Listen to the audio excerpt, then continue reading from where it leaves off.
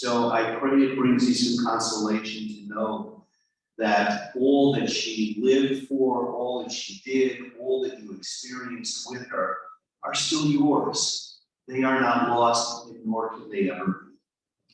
One of my favorite psalms is Psalm 15. The psalmist opens with a question. Adonai yagur v'ohalecha miyishkom behar kadshecha.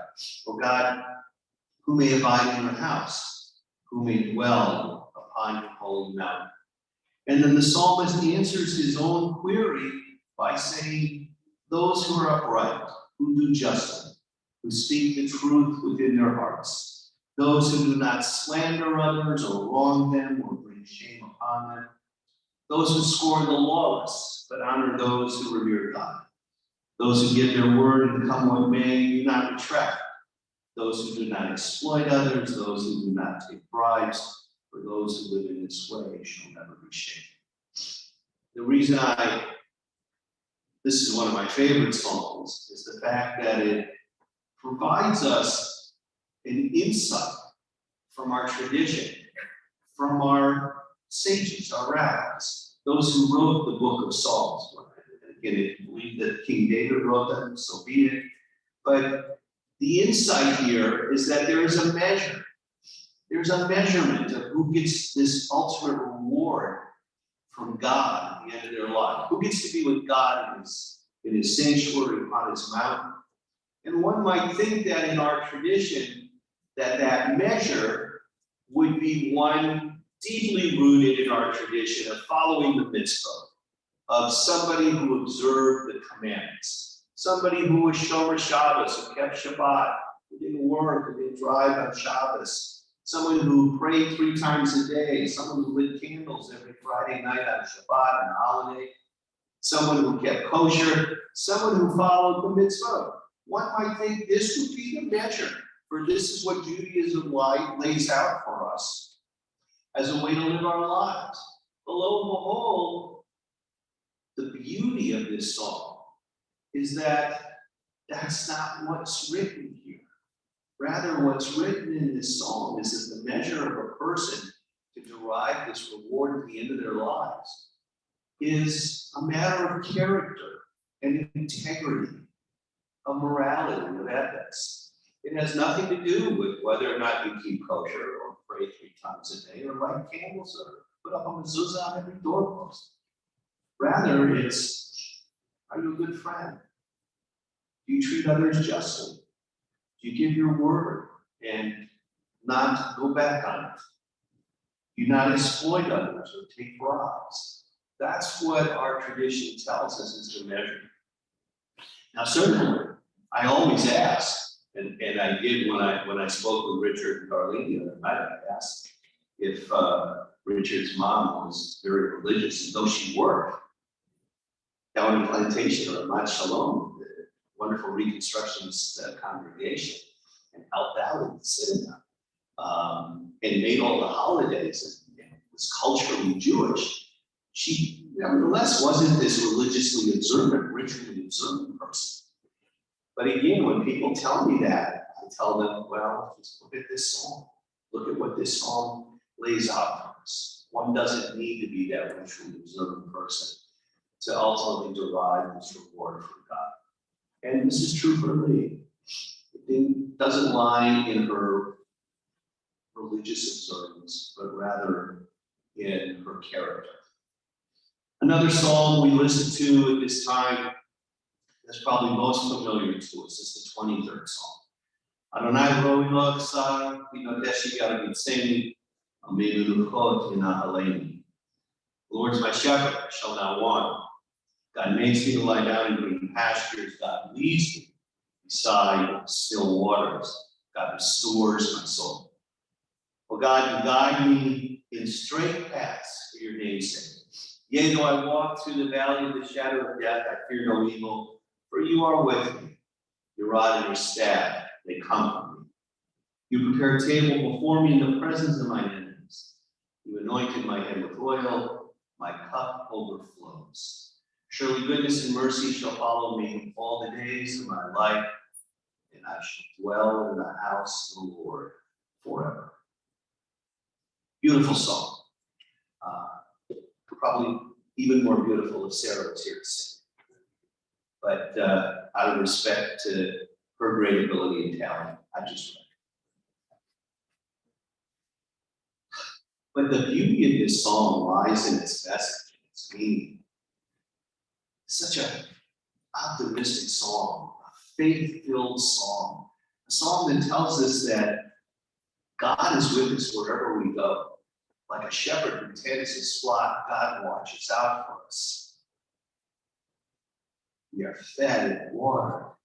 And at the end of our existence, as we make the transition into what our tradition calls Olam Haba, the world to come, paradise, heaven, Garden of Eden, other euphemisms we have for it, that the psalmist tries to paint for us a picture in words of that ultimate reward.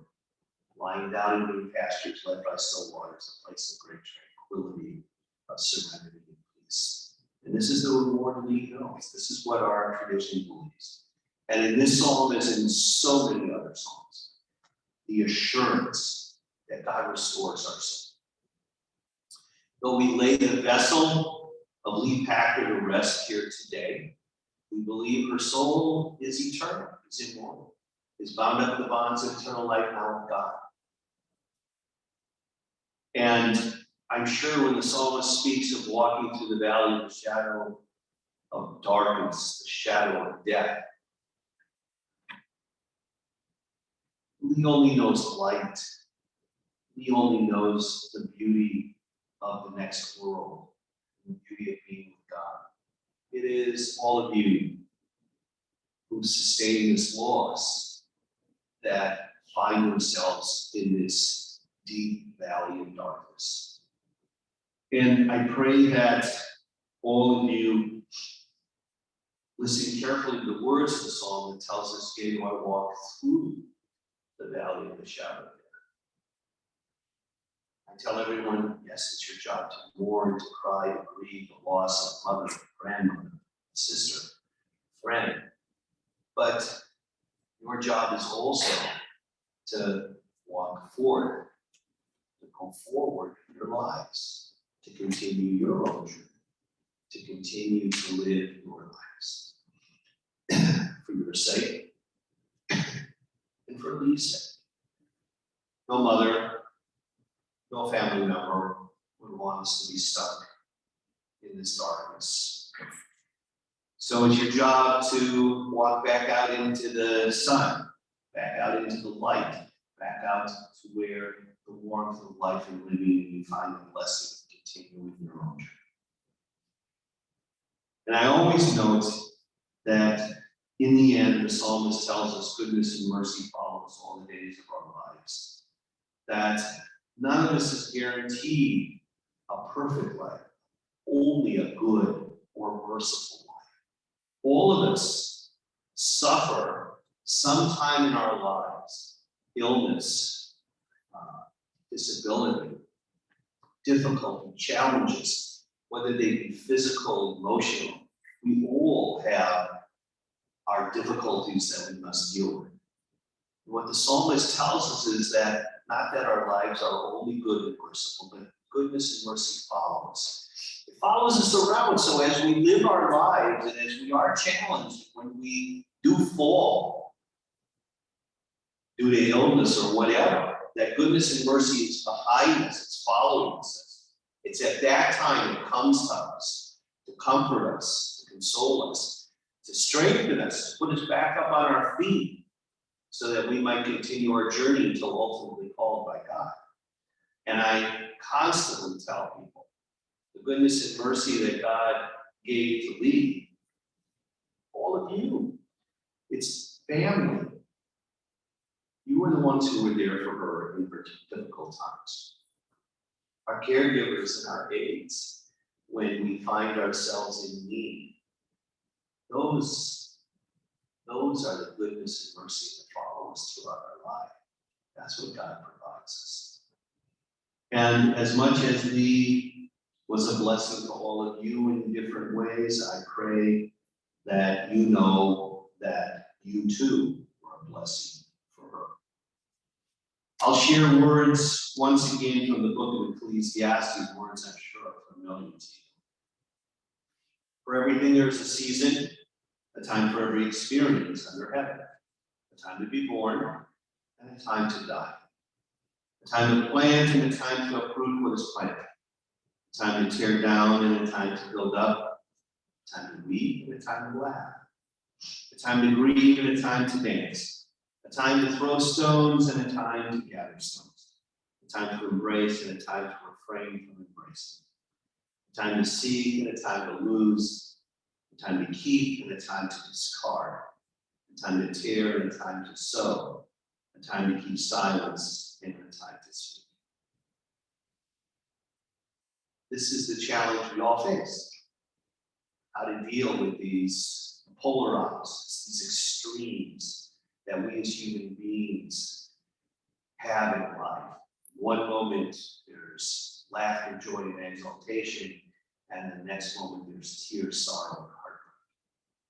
Ecclesiastes uses how there's a time to keep silence and a time to speak. I wish I had words that could somehow magically alleviate the sorrow, the sadness, and the grief. But there really are no words, nor should there be. For it wouldn't do justice to the love you had for Lee and the love she had for me. But Ecclesiastes indeed is wise in telling us there is a time to speak. And in so doing, we are reminded of the blessings that we provide us in life. So today, we're fortunate to have several people who are going to speak. First Steve, then Richard, then Darlene, and then cleanup, Zemlin. So Steve,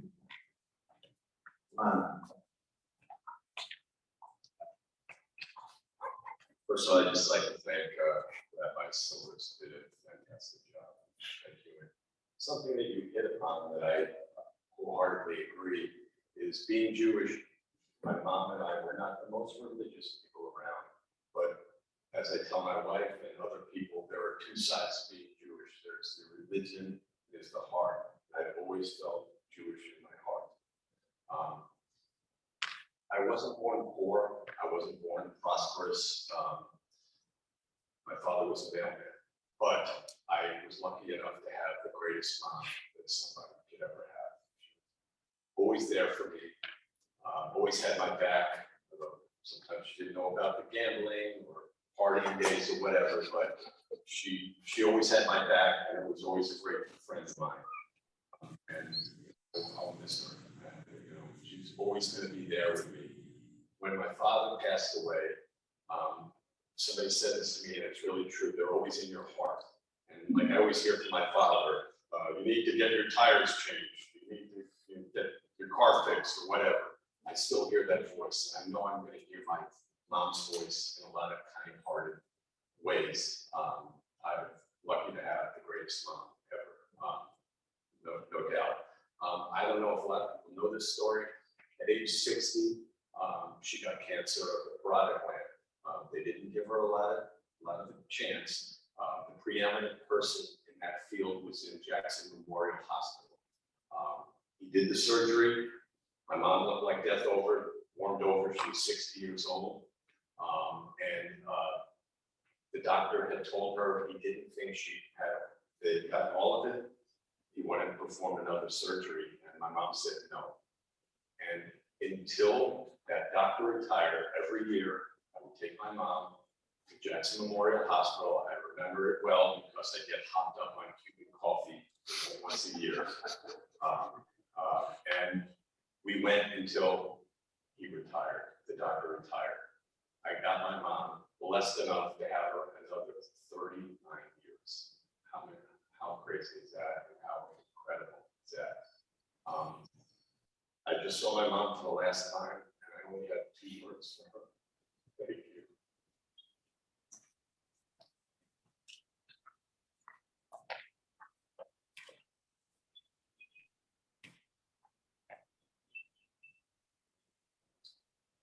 Nobody, I'm a writer, so I had to write something.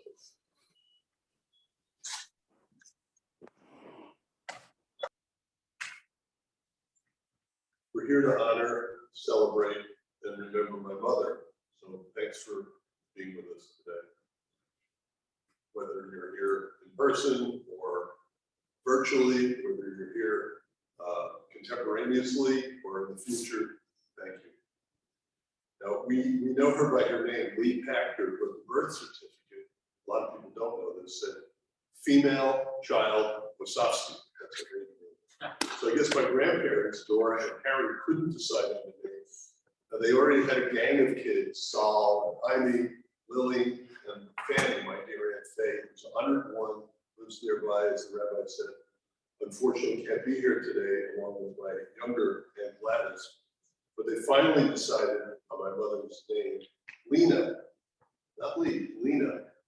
And honestly, the only person I ever heard her call her that when they weren't somebody else, like my father was trying to give her a hard time, was my grandmother, Dora, her mother. So to the world, she was and always will be Lee. That name was very useful to me, by the way.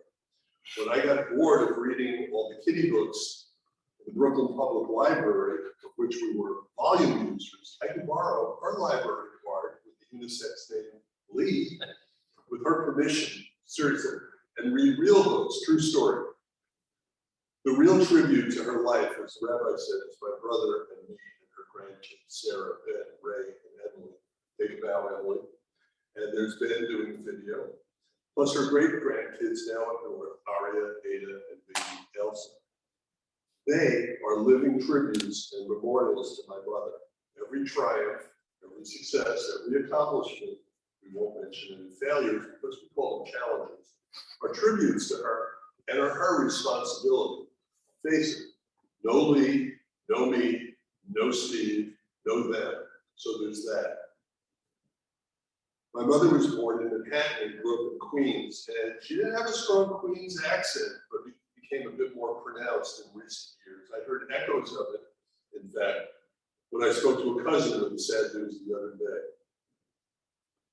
My parents met on a blind date arranged by mutual friends and were married for nearly 50 years when my father died in 1991.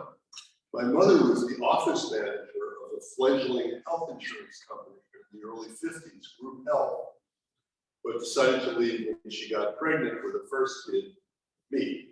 I had a happy and mostly uneventful childhood. My brother Steve came along 4 years later and we shared a bedroom until I left home for college, much to his relief, I'm sure.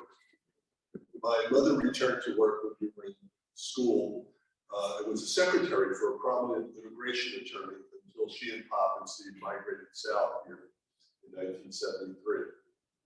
During my childhood, my mother was always reading, but she also watched American Bandstand on TV when it ran Monday through Friday afternoon because she said she liked to watch the kids dance. But unwittingly, she turned me and consequently my brother onto rock and roll, and we both worked in the music business for major labels until we grew up and got real jobs, more or less.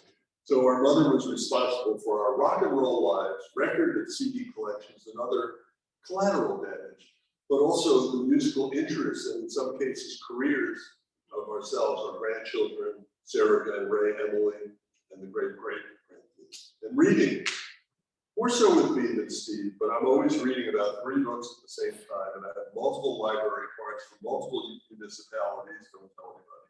And when I look at my grandkids or my dear niece, Emily, buried in a book, lost to the outside world, I think of my mother, blame her. And I love to cook, another thing my mother encouraged. She allowed me to make my favorite things like skirt steaks and Chef Boyardee ravioli, burgers and stuff like that, starting when I was about 8 or 9. And she delighted in telling people for years how I called her from college when I tried to make my first eggplant parm, which she used to make a pretty decent version of as well. When Darlene came into the family, my parents welcomed her, and my mother and Darlene had a great relationship. And Miriam's care for my mother was a pure act of love, for which I'm still in awe. So thank you. In 1986, as my brother said, my mother was diagnosed with cancer in her neck. In those days, it was pretty close to a death sentence, very scary. I was numb, and my tough guy father even cried talking to Darlene about it.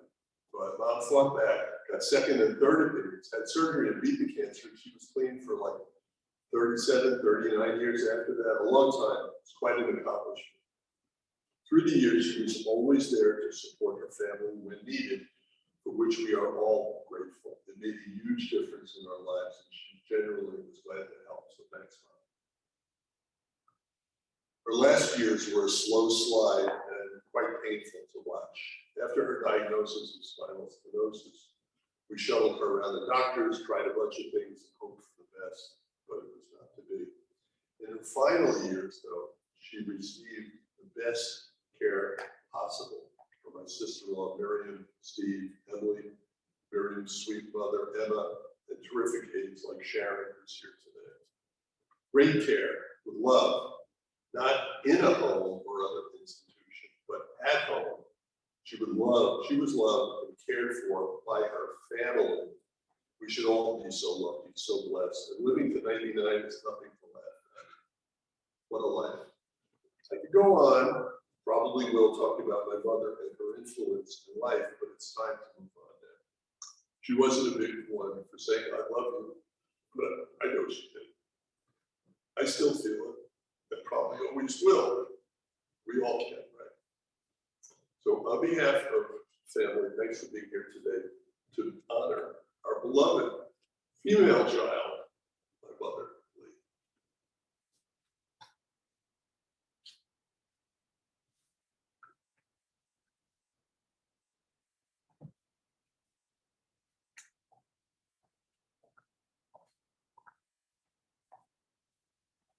Thank you all for being here today. Lee was the best mother-in-law. She just was always there for us, to help us, to guide us, to make us laugh. When I was welcomed into this family, and when Miriam was welcomed into the family, Lee was so excited to help plan our weddings. She never, with the daughters that she didn't have. And that was one of her greatest joys, was to be there and help plan our weddings. We went through a lot together. We laughed, we cried, we held hands. That's what family does for each other. I will miss her greatly. She was a very strong person, and you can see that right up to the end, a very strong personality and strong in body. And her love was strong for all of us. And we have a legacy to continue that strong woman, building those strong women in our family, because we have beautiful girls that we're all bringing up, and we're very excited about that. And that is truly Lee's legacy. And I will miss you so much, Lee. Thank you for everything. And God bless.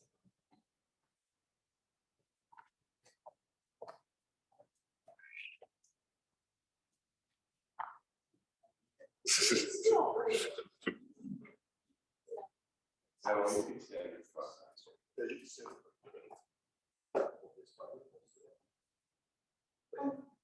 My grandmother, she meant a lot to me. She was there for me when I was sick. She was there for me all the time. I loved her so much. I was there with her until the end, right when she stopped breathing. I felt a lot of emotions, but I tried to keep strong for her.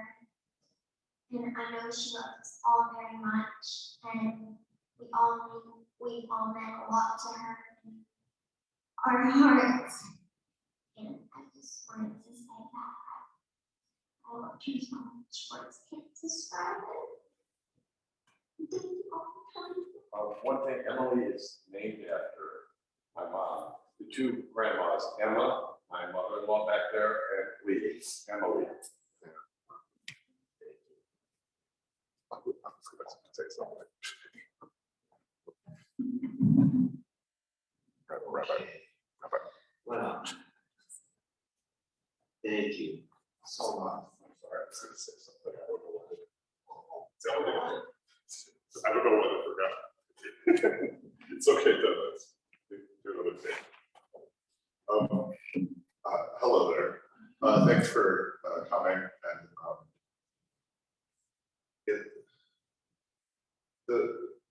it's kind of hard to say this, but I wrote down a bunch of stuff and I was gonna just like riff, but first very quick story that I'm going to remember this. My brother wanted to go with Grandma Lee to a movie, and my dad was like, okay, so she's gonna take him to a kid's film or a cartoon or something. And she took him to see the Nutty Professor 2 with Clumps. And the entire time she laughed wholeheartedly. And my brother was fascinated with that, her sense of humor. And but anyway. We called her Grandma E. My siblings and I were very lucky to get to know her over the years. Her witticisms, warm and barbed. The fact that late in life, she had another grandchild and great-grandchildren made her quite happy, and we spoke much of that, among other things. She spoke with depth, feeling. I preferred to be around her, visiting with her, just as she preferred very short phone calls. But they were full of encouragement and love. As kids, staying over at her house was definitely a favorite of my sister, brother, and I. It was like a magical mini vacation, a few towns over, another hidden world for us to plan. Her encouragement of us was a genuine sort. Ray playing with the typewriter, Sarah singing and dancing around, and I, of course, doodling until my hands hurt. She took us to the library all the time and made us take out movies that we wouldn't normally take out, like the Marx Brothers and Buster Keaton and stuff like that, just random things. A brilliant chef, she kept us gesund puppet and in stitches with her humor. Wherever we go, you know, after all this, after life, I hope she's with her Howie again. You know, I don't know. We've not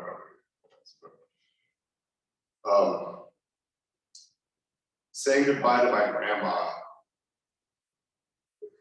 has been quite difficult because she's always been there my entire life, properly. And I feel blessed as a 37-year-old that I'm saying goodbye to her now instead of. Thank you so much, everyone, for being here.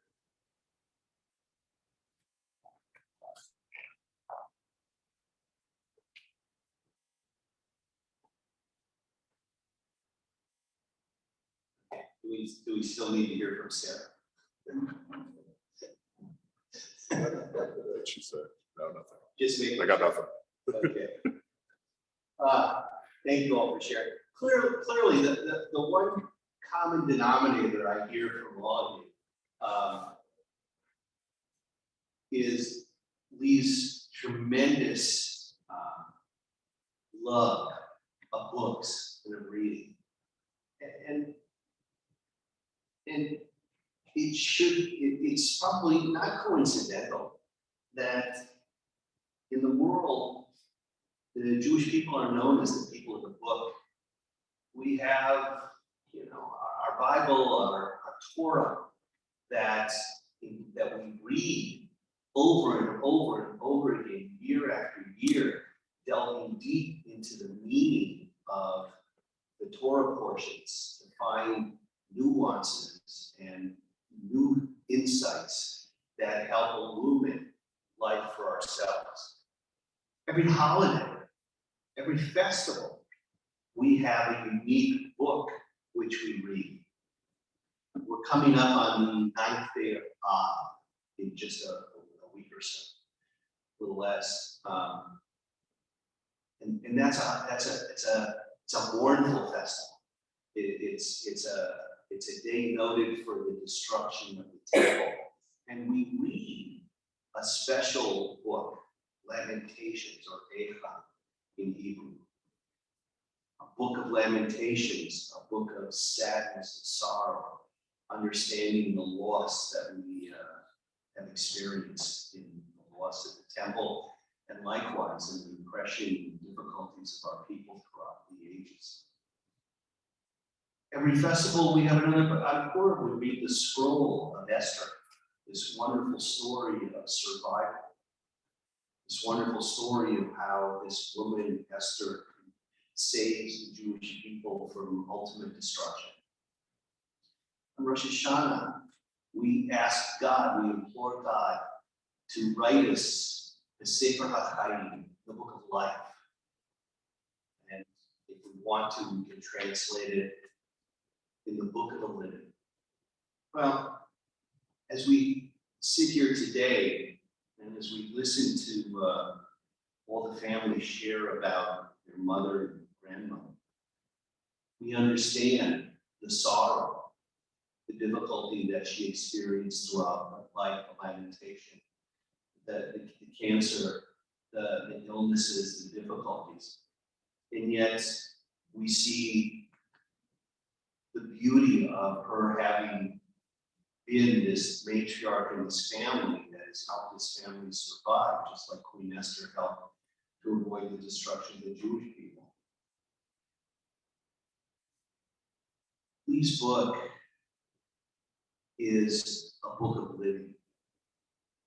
You know, a lot of people live their lives and you tear another sheet off the calendar, so to speak, year after year.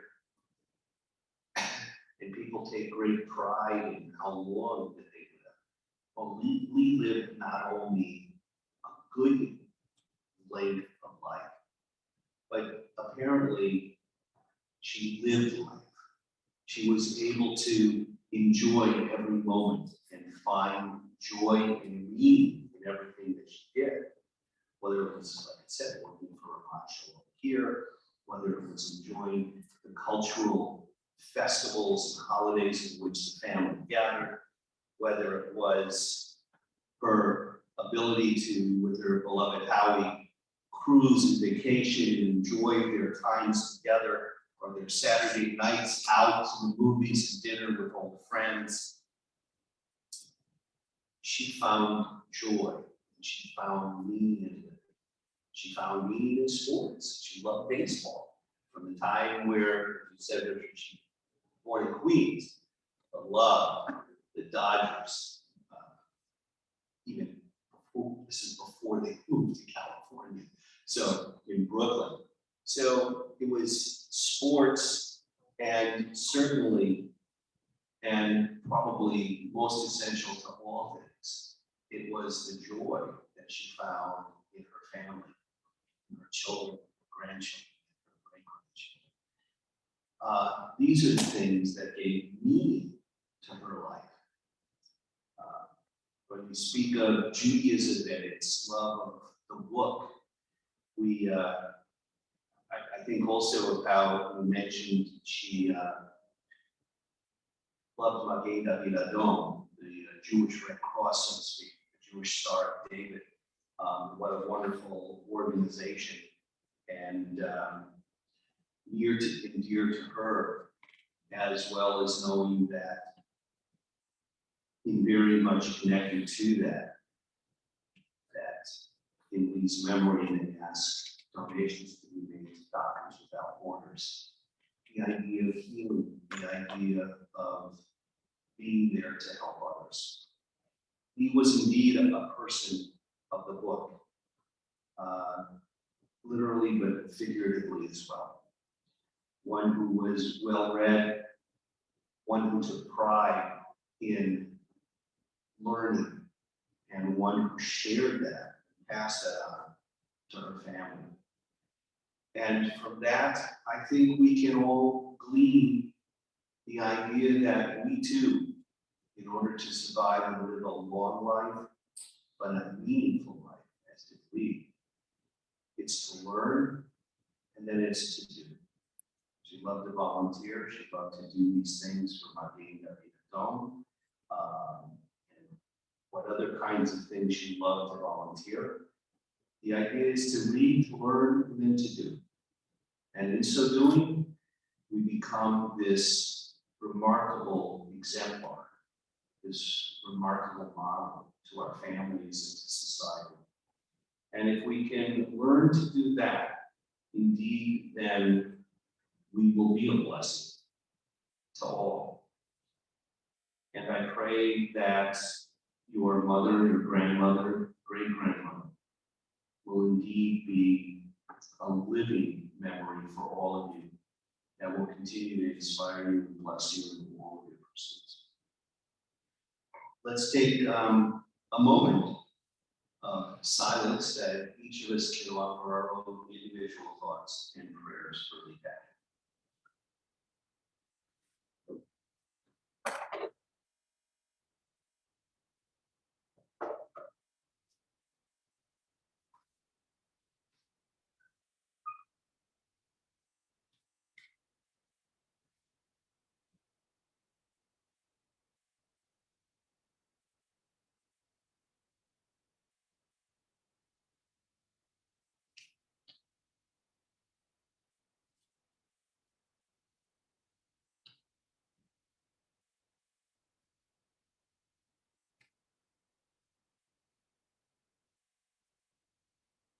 Oh God, you give us loved ones and make them the strength of our life and the light of our eyes.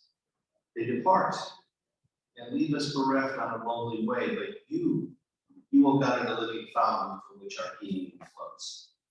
To you, the stricken look for comfort and the sorrow-laden for consolation. Oh God, we see life as through windows that open on eternity. We see that love endures and the soul endures as you, oh God, endure forever. We see that the years are more than grass that withers, more than flowers that fade. They leave a timeless pattern in the world that is a dwelling place of your love and glory. Life and in death, we cannot go where you are not, and where you are, hope endures. Sustained by this assurance, we now invoke your name, Almighty God. Friends, if you are able to, I ask you to rise at this time as I now offer the memorial prayer.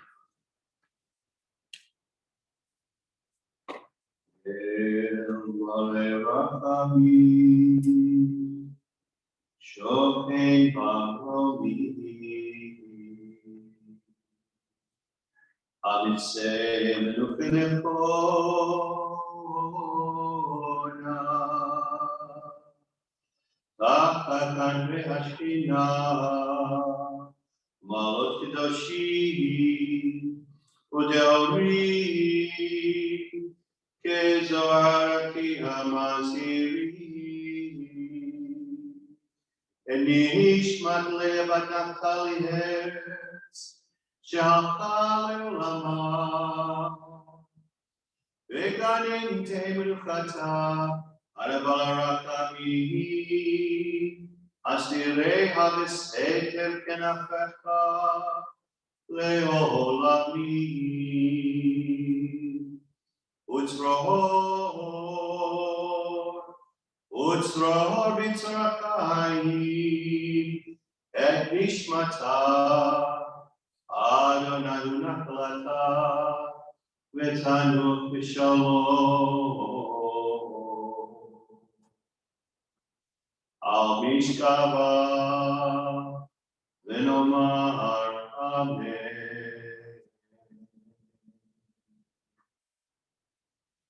Compassionate God, eternal spirit of the universe, grant perfect rest in your sheltering presence among the holy and pure, the soul of our beloved Pachter, who has gone to her final resting place.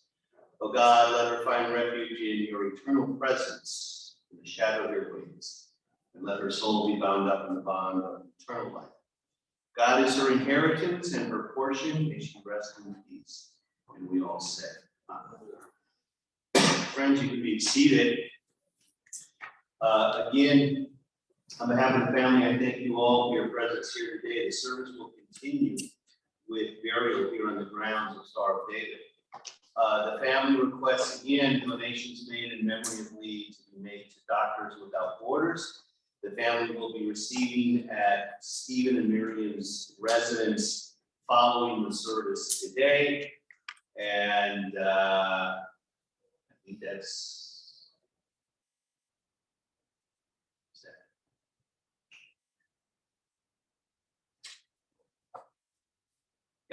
The information is on the back of your service sheet, so I direct you to find the Doctors Without Borders website there as well. At this time, friends, I'll ask you to give your attention to the funeral director as we get our final instructions regarding the burial service.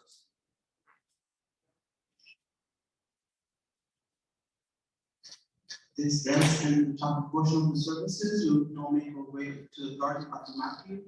Kindly return to your cars, or we'll make our way up to the burial space.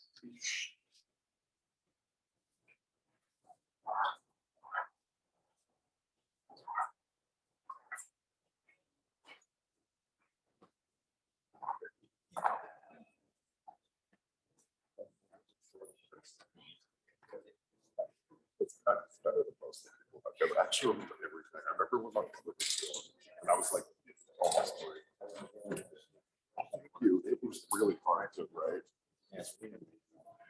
Oh, look, it's Michelle. I think I might have. All right, we can. So who's on there? Michelle, look at I see her. Hi, Michelle.